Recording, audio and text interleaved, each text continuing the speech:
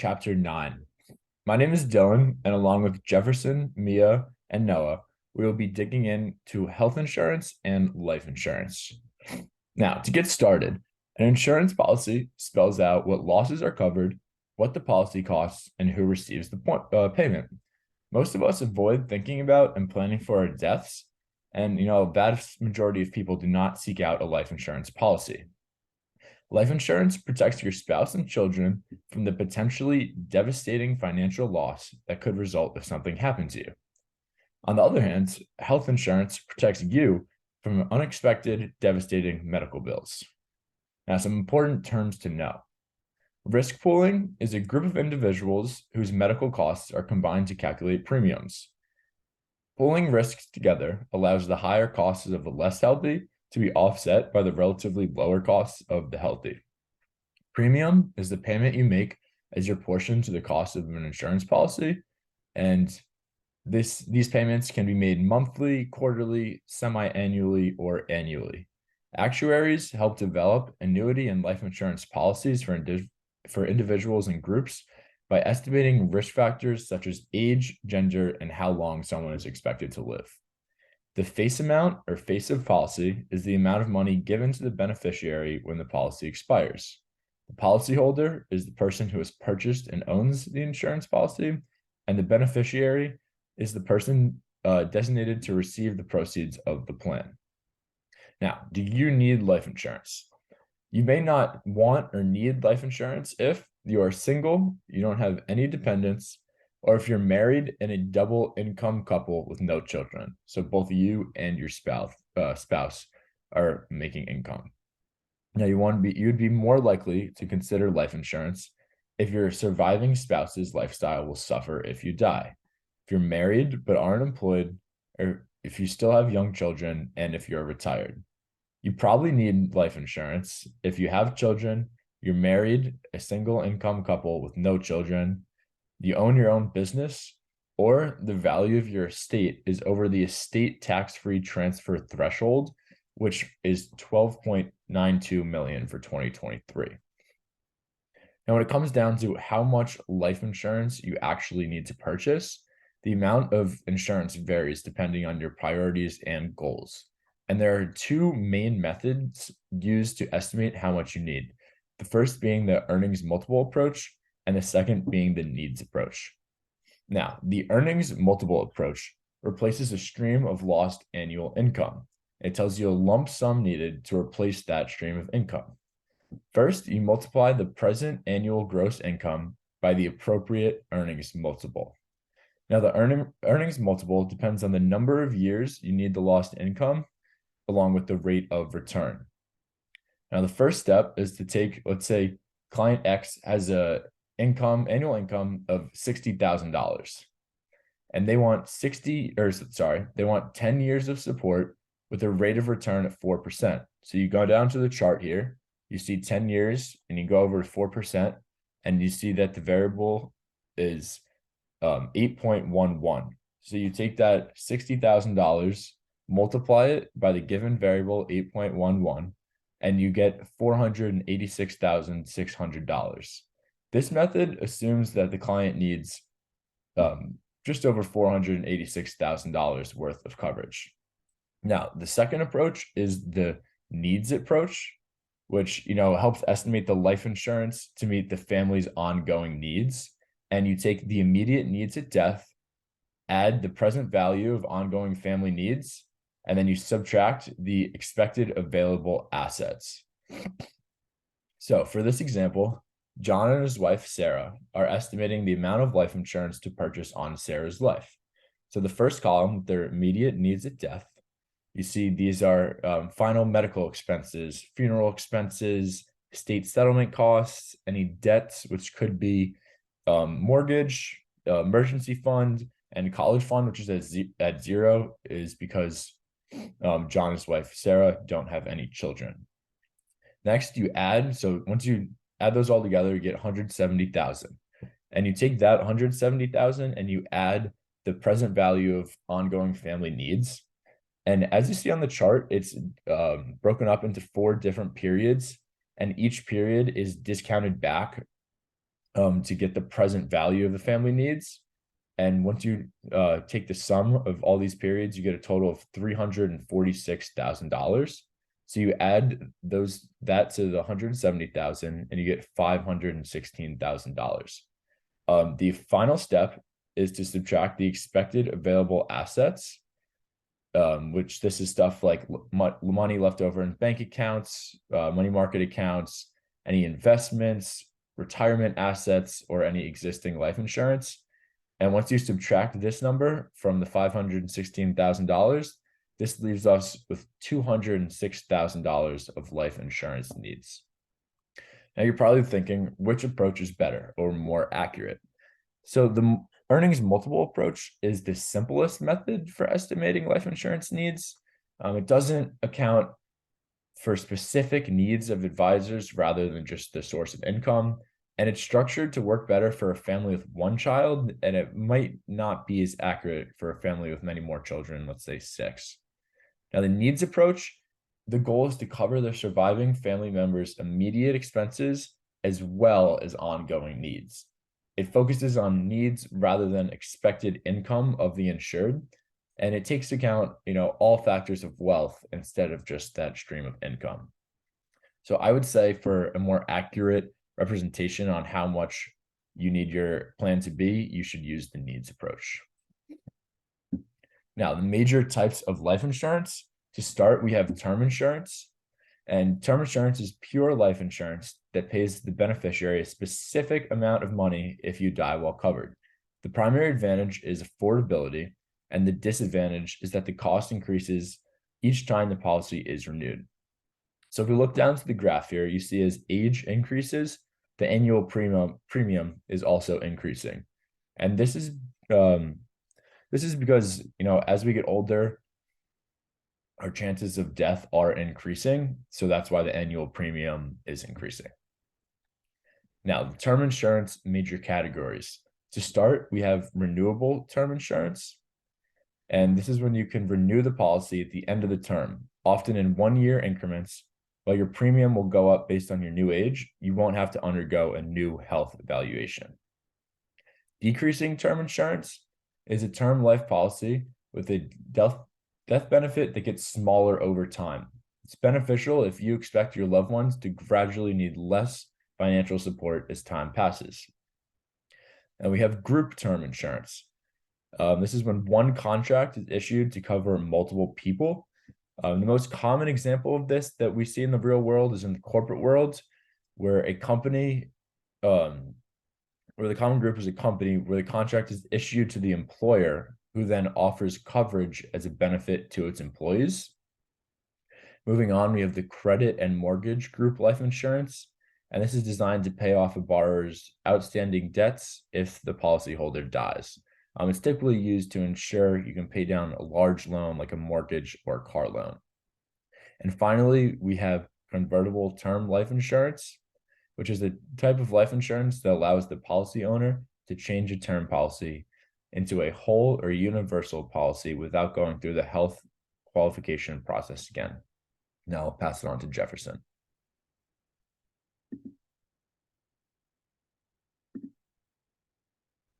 So the next part of our Chapter 9 presentation is cash value insurance. Cash value insurance is a savings component included in permanent life insurance policies. And basically this encapsulates 3 basic types of cash value insurance. These include whole life, universal life, and variable life. So whole life insurance provides a death benefit when the insured party either dies, turns 100, or reaches the maximum stated age. The cash value is the amount of the policyholder's savings, and this also includes a non-forfeiture clause or right, which gives the policyholder the right to choose the policy's cash value in the exchange for giving up the death benefit at the end of the policy. So universal life policy is the next one, and it combines term insurance with tax-deferred savings with flexible premiums and benefits.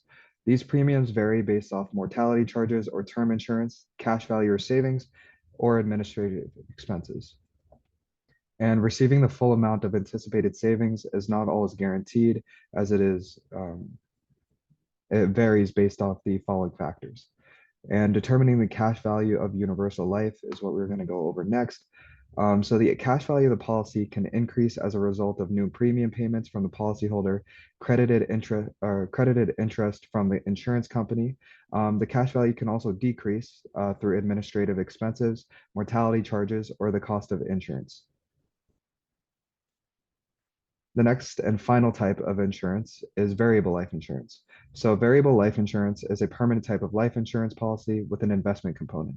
This investment component attributes to the plan's flexibility and allows the insured party to invest in cash value securities, such as mutual funds. However, with this policy, fees can be higher than other permanent life insurance policies, and poor market performance when invested in these securities, like mutual funds, this can result in decreased cash value in the short term and long term for consequences under this policy. So next we'll look at term versus cash value life insurance. So term insurance is usually a better choice because of its low cost plan. However, it does have high cash value premiums that can lead to less coverage than needed by the insured over time, which is something to keep in mind when choosing a policy. And then next versus cash value life insurance, which has clear tax advantage.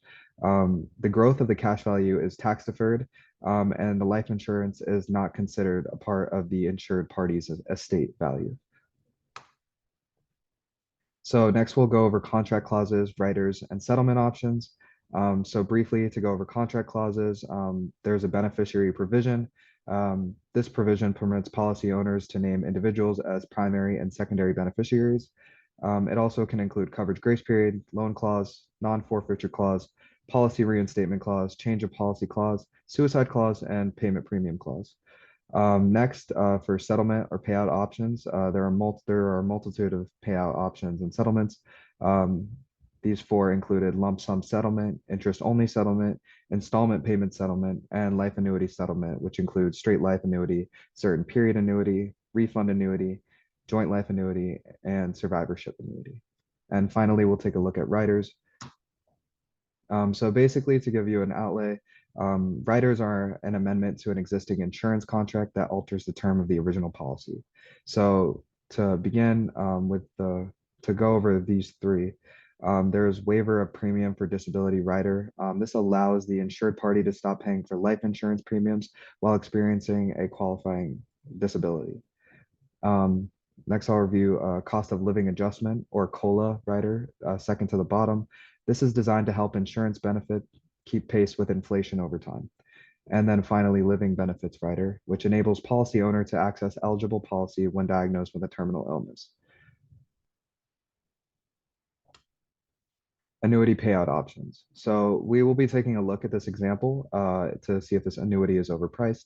We'll be looking at the 75-year-old couple at the very bottom. And so the cost of this annuity is $200,000. And this equates to monthly income being around $1,144. And we'll be looking at the investment rates at 3% and 6%. So as you can see, calculated is 230.12 months that this policy supports, and this will take the couple to 94 years old with 3%, and at 6%, it equates to 415.53 months, and the 75-year-old couple will be able to live till 109 years old. So things to consider when purchasing an annuity is short-term costs or expenditures that you would have to be able to pay with these monthly payments. And living till you're 109 years old, there are many expenditures within that, but this is the safest way to ensure that your money outlives you and you're able to live comfortably and pay those expenditures in the short term and long term. So buying life insurance, there's a few approaches, but you can choose a company that operates efficiently and will still exist when your policy matures. So that obviously when your policy matures, you want to get the benefits that you've invested in for that long-term period. To the right is a table where you can see insurance companies rating. They're rated A++ through F, and these are rated by secure and trusted and long-standing agencies. So you can be sure to find um, the best company possible for your needs. And when making an agent selection, it's important to stay on guard as most agents work off commissions. And it's important to be cautious about agents because they can have professional biases or designation. So moving forward, you should construct a list of prospects from reputable companies and interview these agents and get a quote. For buying life insurance, there are ways you can draw a cost comparison. Um, Detailed as traditional net cost method, which sums up premiums over a stated period. This period is usually 10 to 20 years and subtracts the sum of all dividends over the same period. And then an interest adjusted net cost method. This method incorporates time value of money, and you can use that to cost compare. And finally, purchase. For shopping for term life insurance on the internet, you should check at least 2 web quote services and proceed to call an independent insurance agent. It can be more difficult to compare cash value policies considering the different features and assumptions that make the policy waiver. But you can get quotes off the internet with different cash value policies and do your research in that regard. Moving on to health insurance, this is a breakdown of the various types available, which I'll discuss more in depth in a few moments. As Dylan mentioned, health insurance makes healthcare more affordable and accessible by protecting users from significantly larger medical bills if uninsured. Because of this, it's important to know which type of plans may be available to you and which one is most applicable to you and your life circumstances. As you can see in this chart, there are basic healthcare choices, private healthcare plans, employee-sponsored healthcare, government-sponsored healthcare plans, and miscellaneous healthcare coverages. I'll now talk about each of these more specifically. Starting off with basic healthcare, there are a few terms that are good to know in relation to health insurance policies. A deductible is the amount you pay for covered healthcare services before your insurance plan starts to pay. Coinsurance is the percentage of costs covered service you pay after you've paid your deductible. Many policies also have a percentage participation provision, which states how the insurer and the insured will split liability. And then the copay is the fixed amount that a patient will pay for a covered service directly to the provider. There are a few common choices for basic healthcare, including fee-for-service, indemnity plans, and managed healthcare or prepaid care plans. Fee-for-service is where a patient is billed by the doctor or hospital and reimbursed by the insurance company. Indemnity plans allow the patient or provider to send the bill directly to the insurance company who will pay part of it. Managed healthcare or prepaid plans gives patients more limited choice of providers, but more expenses will end up being covered. Private healthcare can first be discussed in terms of health management organizations or HMOs. With this type of organization, patients can receive care all at one location and pay a visit fee or copay. This can be broken down into individual practice association plans or IPAs, which have independent physicians with a patient-centered focus and a commitment to constantly improve quality of care. IPAs treat both HMO and non-HMO patients. Group practice plans consist of various group physician practices, including specialists who only treat HMO patients. And then there's also point of service plans, which provide a lower cost but also less choice as patients can only choose providers within the certain network.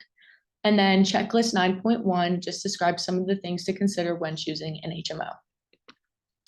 Private healthcare insurance also includes preferred provider organizations or PPOs, which combine characteristics of traditional fee-for-service plans and an HMO.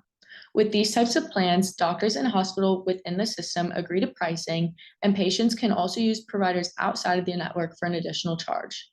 Private healthcare plans can also be categorized as group or individual, with group plans being sold to groups of associated individuals, such as employees, and individual plans being specific to age and health status on a medical exam.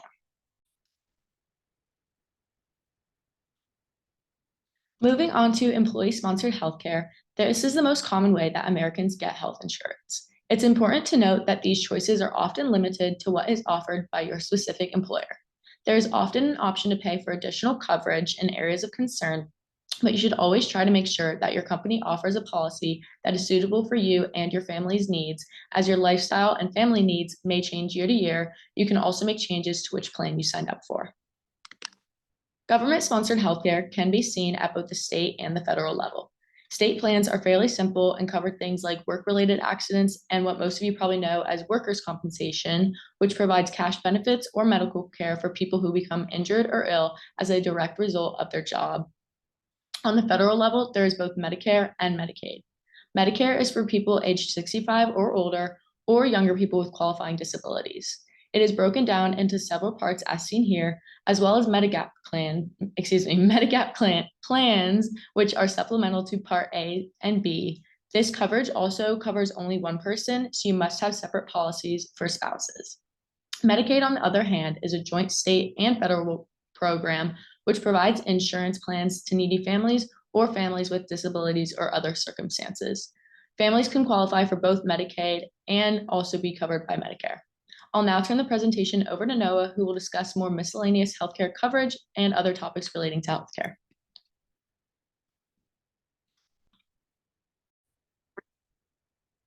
The first type of insurance I'm going to be talking about is dental and eye insurance. So dental and eye are not included in many health insurance plans. The typical dental plan is the 180/50. This covers 100% of the cost of annual routine care procedures, such as a cleaning or x-ray, 80% of fillings and root canals, and 50% of the cost of major procedures. Eye insurance covers eye examinations as well as the cost of glasses and contacts if needed.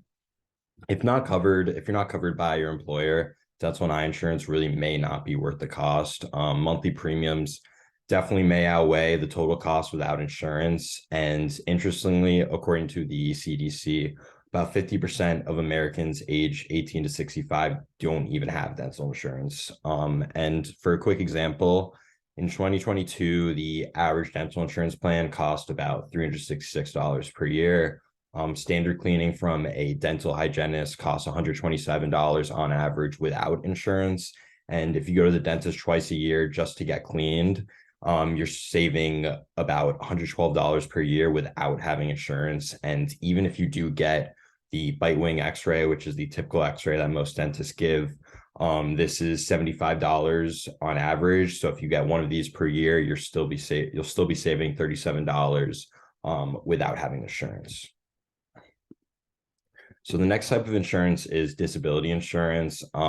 This provides income in the case that the policyholder is prevented from working due to either injury or illness. There's a few different types of sources of disability insurance. These include from your employer, Social Security, workers' compensation, as well as a private insurance company. And really anyone who relies on income from a job needs disability insurance, just in case.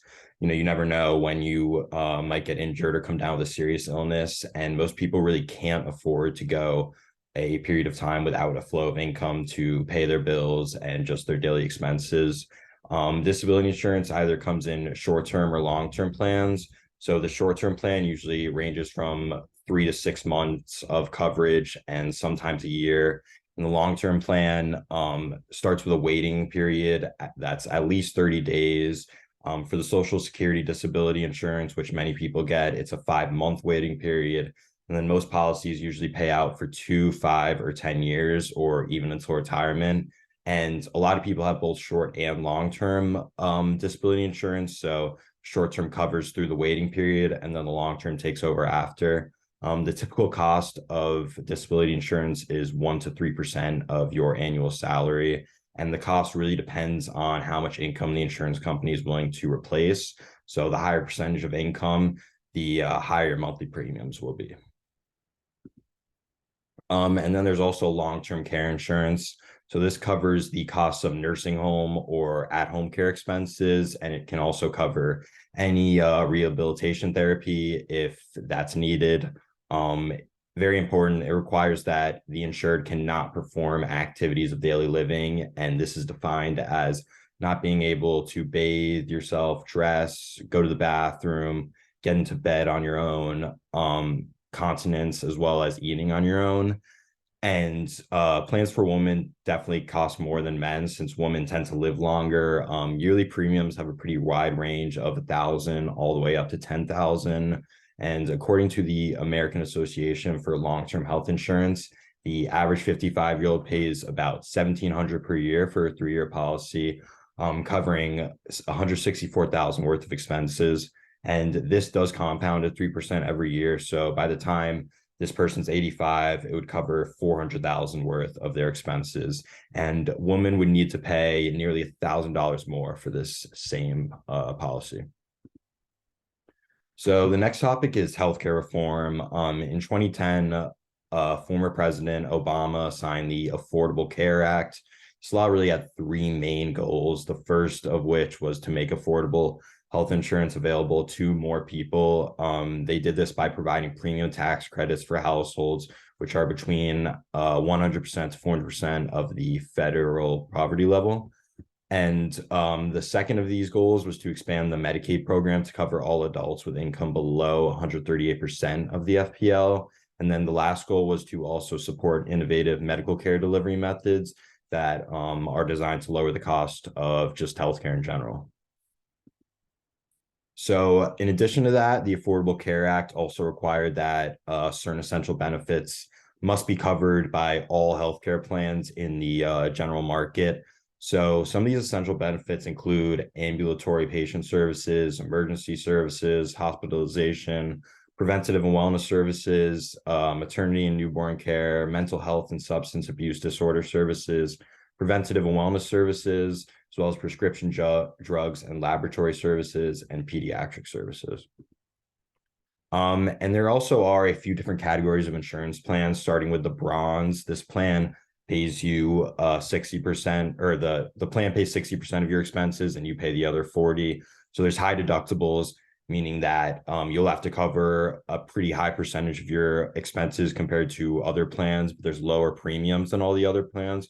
So monthly you're paying less. And this is really good if you want a low cost way to protect yourself from potential worst case scenarios. Then the silver pays 70%, 30%, or the plan pays 70% and you pay 30%. That's lower deductibles than the bronze, but also higher premiums. The gold is the same, higher premiums than the silver, but lower deductibles as well. And then with the platinum, the plan pays 90% and you only pay 10% of your expenses. So this is really the lowest deductibles you can have, but the highest premiums as well. And it's really good for people that anticipate needing a lot of care. And then there's also the catastrophic plan, really for special circumstances. It's for people under 30 with very low income and very low premiums as well. And as well, it has very low premiums and extremely high deductibles. So here are references. Thanks so much for watching our presentation, and let us know if you have any questions.